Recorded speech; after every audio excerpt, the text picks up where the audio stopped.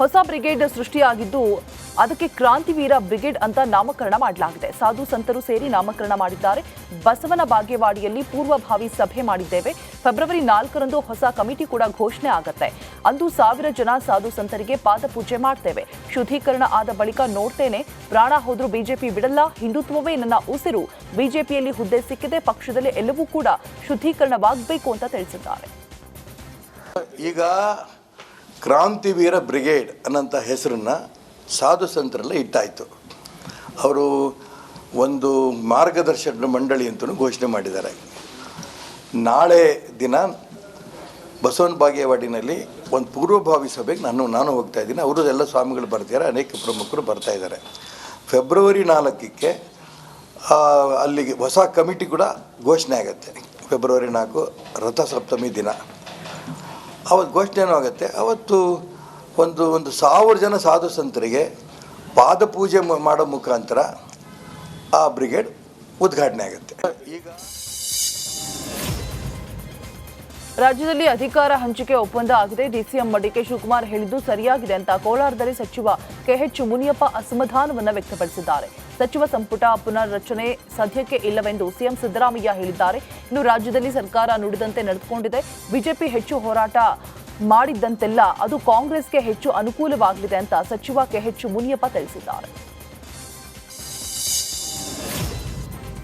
ಮಂಡ್ಯದಲ್ಲಿ ಜೆಡಿಎಸ್ ಸಮಾವೇಶ ಮಾಡಿದ್ರೆ ನಮಗೇನು ಸಮಸ್ಯೆ ಇಲ್ಲ ಅಂತ ಕೃಷಿ ಸಚಿವ ಎನ್ ಚಲುವರಾಯಸ್ವಾಮಿ ತಿಳಿಸಿದ್ದಾರೆ. ಈ ಬಗ್ಗೆ ಮಂಡ್ಯದಲ್ಲಿ ಮಾತನಾಡಿದ ಸಚಿವ ಚಲುವರಾಯಸ್ವಾಮಿ ಅವರು, ಸಮಾರಂಭ ಮಾಡೋದಕ್ಕೆ ನಮಗೇನು ಹೊಟ್ಟೆ ಉರಿ ಇಲ್ಲ.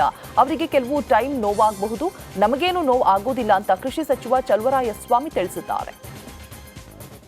ಈಗ ಸಮಾರಂಭ ಮಾಡ್ಲಿಕ್ಕೆ ನಮಗೇನು ಕೆಟ್ಟ, ಅವರ ಸಮಾರಂಭ ಮಾಡೋಕ್ಕೆ ನಮಗೇನು ಹೊಟ್ಟೆ ಉರಿ. ಈಗ ಅವರೇನೋ ಕೆಲವು ಟೈಮ್ ನೋವಾಗುತ್ತೆ, ನಮಗೇನು ನೋವಾಗಲ್ಲ. ಅಲ್ಲ, ಒಂದು ಕಡೆ ಹಾಸನ ಅಂದರೆ ದೇವೇಗೌಡರು ತವರು ಜಿಲ್ಲೆ, ಅಲ್ಲೋಗಿ ದೊಡ್ಡ ಮಟ್ಟಕ್ಕೆ ಸಮಾವೇಶ ಮಾಡಿದ್ರಿ.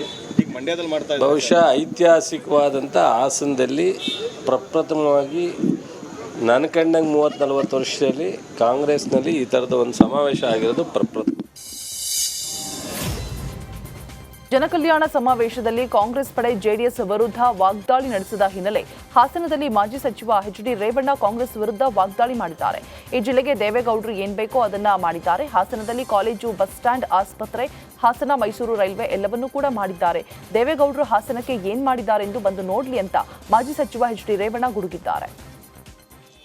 ಹಾಸನದಲ್ಲಿ ಯಾವ್ಯಾವ ಗುಡ್ಡೆ ಇವೆ ಅನ್ನೋದನ್ನ ಕಾಲ ಬಂದಾಗ ಹೇಳ್ತೀನಿ. ಸಾಕ್ಷಿ ಗುಡ್ಡೆ ಯಾವ್ಯಾವ ಐತೆ ಬಂದರೆ ಅವ್ರು ಬಂದರೆ ನಾನು ಕರ್ಕೊಂಡೋಗಿ ಇಂತಿಂಥ ಕಡೆ ಸಾಕ್ಷಿ ಗುಡ್ಡೆ, ಹಾಸನ ಬಸ್ ಸ್ಟ್ಯಾಂಡ್ ಇಡೀ ಇಂಡಿಯಾ ದೇಶದಲ್ಲಿ ಫಸ್ಟು ಬಸ್ ಸ್ಟ್ಯಾಂಡ್ ಇರೋದು, ಹಾಸನ ಬೆಂಗಳೂರು ರೈಲ್ವೆ ಮಾರ್ಗ ಇರ್ಬೋದು, ಹಾಸನದು 4 ಲೈನ್ ರಸ್ತೆ, ಹಾಸನ ಟು ಬೆಂಗಳೂರು 4 ಲೈನ್ 2700 ಕೋಟಿ. ಮತ್ತು ಹಾಸನ ತಡೀರಿ, ಹಾಸನಿಂದ ಮತ್ತು 24 ಫ್ಲೈಓವರು 900 ಕೋಟಿಗೆ. ಮತ್ತು ಅದಲ್ಲದೆ ಇವತ್ತು ಹಾಸನ ಮೆಡಿಕಲ್ ಕಾಲೇಜ್ಗೆ 250 ಕೋಟಿ ಕೊಟ್ಟಿದ್ದು. ಕಾಲೇಜ್ ಬಿಲ್ಡಿಂಗ್, ಹೊಸ ಬಿಲ್ಡಿಂಗ್ ಕಟ್ಟಿದ್ದೀವಿ. ನಾವು ಕಟ್ಟೋದು, ಅವ್ರು ಉದ್ಘಾಟನೆ ಮಾಡೋದು. ಜೆಡಿಎಸ್ ಪಕ್ಷದ ಕೆಲ ಬೆಳವಣಿಗೆ ಕುರಿತು ಸಮೃದ್ಧಿ ಮಂಜುನಾಥ್ ಅಸಮಾಧಾನವನ್ನ ಹೊರಹಾಕಿದ್ದಾರೆ. ಕೋಲಾರದ ಮುಳಬಾಗಿಲು ಜೆಡಿಎಸ್ ಶಾಸಕ ಈ ರೀತಿ ಬೇಸರವನ್ನ ಹೊರಹಾಕಿದ್ದಾರೆ. ನಾನು ಏಕಾಂಗಿಯಾಗಿ ಹೋರಾಟ ಮಾಡಿ ಬೆಳೆದವನು, ನಾನು ಯಾರ ಹಂಗಲ್ಲೂ ಕೂಡ ಇಲ್ಲ. ಹಿಂದೆ 1500 ವೋಟ್ನಿಂದ ಸೋತಿದ್ದೆ, ಈಗ 30,000 ಮತಗಳಿಂದ ಗೆದ್ದಿದ್ದೇನೆ. ನಾನು ಪಕ್ಷದ ಮೇಲೆ ಬಿದ್ದು ಏನೂ ಕೂಡ ಕೇಳೋದಿಲ್ಲ. ನನ್ನ ಬಳಸಿಕೊಂಡರೆ ಪಕ್ಷಕ್ಕೆ ಒಳ್ಳೆಯದು ಅಂತ ಶಾಸಕ ಸಮೃದ್ಧಿ ಮಂಜುನಾಥ್ ತಿಳಿಸಿದ್ದಾರೆ. ಬಿಜೆಪಿ ರಾಷ್ಟ್ರೀಯ ಅಧ್ಯಕ್ಷರಾದ ಶ್ರೀ ಜೆ.ಪಿ. ನಡ್ಡಾ ಅವರನ್ನ ನವದೆಹಲಿಯಲ್ಲಿ ಮಾಜಿ ಸಿಎಂ ಬಸವರಾಜ ಬೊಮ್ಮಾಯಿ ಭೇಟಿಯಾಗಿದ್ದಾರೆ. ಭೇಟಿಯಾಗಿ ಜೆ.ಪಿ. ನಡ್ಡಾ ಅವರಿಗೆ ಜನ್ಮದಿನದ ಶುಭಾಶಯವನ್ನ ಕೋರಿದ್ದಾರೆ. ಇನ್ನು ಬಸವರಾಜ ಬೊಮ್ಮಾಯಿ ಅವರ ಜೊತೆಗೆ ಚಿಕ್ಕಬಳ್ಳಾಪುರ ಸಂಸದ ಡಾಕ್ಟರ್ ಕೆ ಸುಧಾಕರ್ ಹಾಗೆ ತುಮಕೂರು ಸಂಸದ ವಿ ಸೋಮಣ್ಣ ಕೂಡ ಉಪಸ್ಥಿತರಿದ್ದರು. ಬಳ್ಳಾರಿಯಲ್ಲಿ ಬಾಣಂತಿಯರ ಸರಣಿ ಸಾವಿನ ಬಳಿಕ ಇದೀಗ ಆರೋಗ್ಯ ಸಚಿವ ದಿನೇಶ್ ಗುಂಡೂರಾವ್ ಇಂದು ಬಳ್ಳಾರಿಗೆ ಭೇಟಿ ನೀಡಲಿದ್ದಾರೆ. ಇನ್ನು ಬಾಣಂತಿಯರ ಸರಣಿ ಸಾವಿನ ಬಳಿಕ ಬೇರೆ ಆಸ್ಪತ್ರೆಗಳು ಸಹ ಅಲರ್ಟ್ ಆಗಿದೆ. ಆಸ್ಪತ್ರೆಯಲ್ಲಿನ ಔಷಧಿಯ ಸ್ಯಾಂಪಲ್ಗಳನ್ನು ಬೆಂಗಳೂರಿಗೆ ರವಾನಿಸಿದ್ದಾರೆ.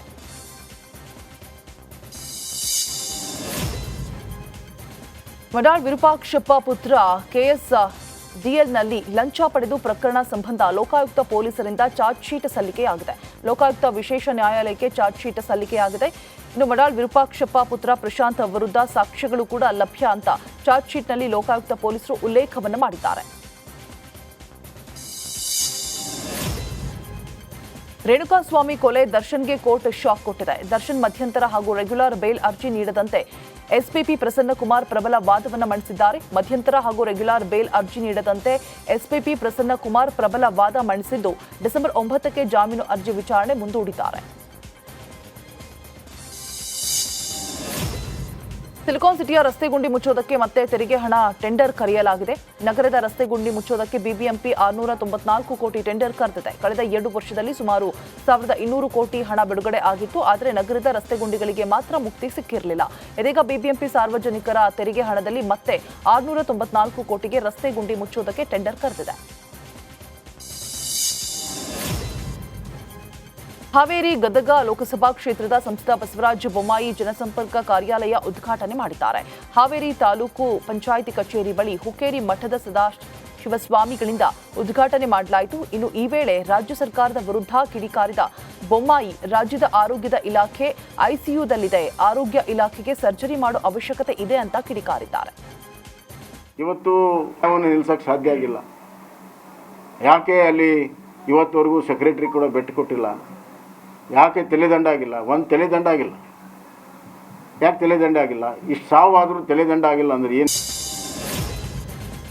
ಶಿವಮೊಗ್ಗದ ನವುಲೆಯ ಕೆಎಸ್ಸಿಎ ಕ್ರಿಕೆಟ್ ಕ್ರೀಡಾಂಗಣದಲ್ಲಿ ಬಿಸಿಸಿಐ ಹಾಗೂ ಕರ್ನಾಟಕ ರಾಜ್ಯ ಕ್ರಿಕೆಟ್ ಸಂಸ್ಥೆ ಮರ್ಚೆಂಟ್ ಟ್ರೋಫಿ ಆಯೋಜಿಸಿದರು. ಪಂದ್ಯಾವಳಿಗೆ ಶಾಸಕ ಎಸ್ಎನ್ ಚನ್ನಬಸಪ್ಪ ಚಾಲನೆ ನೀಡಿದ್ದಾರೆ. ಬಳಿಕ ಯುವ ಆಟಗಾರರಿಗೆ ಶುಭ ಕೋರಿದ ಶಾಸಕರು ಶಿವಮೊಗ್ಗದಲ್ಲಿ ರಾಜ್ಯ ಹಾಗೂ ರಾಷ್ಟ್ರ ಮಟ್ಟದ ಪಂದ್ಯಗಳು ನಡೀತಾ ಇರೋದು ಸಂತೋಷವಾಗಿದೆ ಅಂತ ಹೇಳಿದ್ದಾರೆ. ಇನ್ನು ಈ ಸಂದರ್ಭದಲ್ಲಿ ವಿಧಾನ ಪರಿಷತ್ ಸದಸ್ಯ ಡಿಎಸ್ ಅರುಣ್, ಕೆಸಿಎ ಅಧ್ಯಕ್ಷ ರಘುರಾಮ್ ಭಟ್, ಕಾರ್ಯದರ್ಶಿ ಶಂಕರ್ ಉಪಸ್ಥಿತರಿದ್ದರು.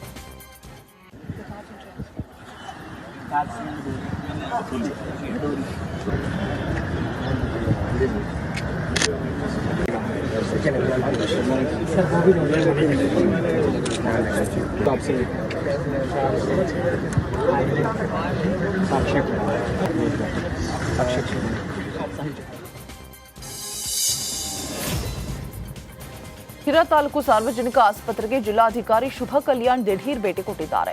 ಆಸ್ಪತ್ರೆಯಲ್ಲಿ ಚಿಕಿತ್ಸೆ ಪಡಿತಾ ಇದ್ದ ರೋಗಿಗಳ ಕೊಠಡಿಗೆ ತೆರಳಿ ಚಿಕಿತ್ಸೆ ಹಾಗೂ ಆಸ್ಪತ್ರೆಯ ಸ್ವಚ್ಛತೆಯ ಬಗ್ಗೆ ಮಾಹಿತಿ ಪಡೆದುಕೊಂಡಿದ್ದಾರೆ. ಇನ್ನು ಜಿಲ್ಲಾಧಿಕಾರಿ ಶುಭ ಕಲ್ಯಾಣ್ ಆಸ್ಪತ್ರೆಯ ಅವ್ಯವಸ್ಥೆ ಕಂಡು ಜಿಲ್ಲಾಧಿಕಾರಿ ಶುಭ ಕಲ್ಯಾಣ್ ಗರಂ ಆಗಿದ್ದಾರೆ. ಶಿರಾ ತಾಲೂಕು ಸಾರ್ವಜನಿಕ ಆಸ್ಪತ್ರೆಯ ವೈದ್ಯಾಧಿಕಾರಿಗೆ ತರಾಟೆ ತೆಗೆದುಕೊಂಡ ಜಿಲ್ಲಾಧಿಕಾರಿ ಶುಭ ಕಲ್ಯಾಣ್ ಗುಣಮಟ್ಟದ ಚಿಕಿತ್ಸೆ ಹಾಗೂ ಆಸ್ಪತ್ರೆಯನ್ನು ಸ್ವಚ್ಛವಾಗಿಡುವಂತೆ ಸೂಚನೆ ಕೊಟ್ಟಿದ್ದಾರೆ. ಬೆಂಗಳೂರಿನ ಹಲವು ಭಾಗಗಳಲ್ಲಿ ಇಂದು ವಿದ್ಯುತ್ ವ್ಯತ್ಯಯವಾಗಲಿದೆ. ಎನ್ಜಿಇಎಫ್ ಸ್ಟೇಷನ್ನಲ್ಲಿ ತುರ್ತು ನಿರ್ವಹಣಾ ಕೆಲಸ ಇರೋದ್ರಿಂದ ಬೆಳಗ್ಗೆ 10 ಗಂಟೆಯಿಂದ ಸಂಜೆ 5ರವರೆಗೆ ವಿದ್ಯುತ್ ವ್ಯತ್ಯಯ ಇರಲಿದೆ. ಇನ್ನು ಇಂದಿರಾನಗರ, ಹಲಸೂರು, ಹಳೆ ಮದ್ರಾಸ್ ರಸ್ತೆ, ಬೆನ್ನಿಗಾನಹಳ್ಳಿ, ಎ ನಾರಾಯಣಪುರ ಸೇರಿದಂತೆ ಸುತ್ತಮುತ್ತಲಿನ ಪ್ರದೇಶಗಳಲ್ಲಿ ಇಂದು ವಿದ್ಯುತ್ ವ್ಯತ್ಯಯವಾಗಲಿದೆ.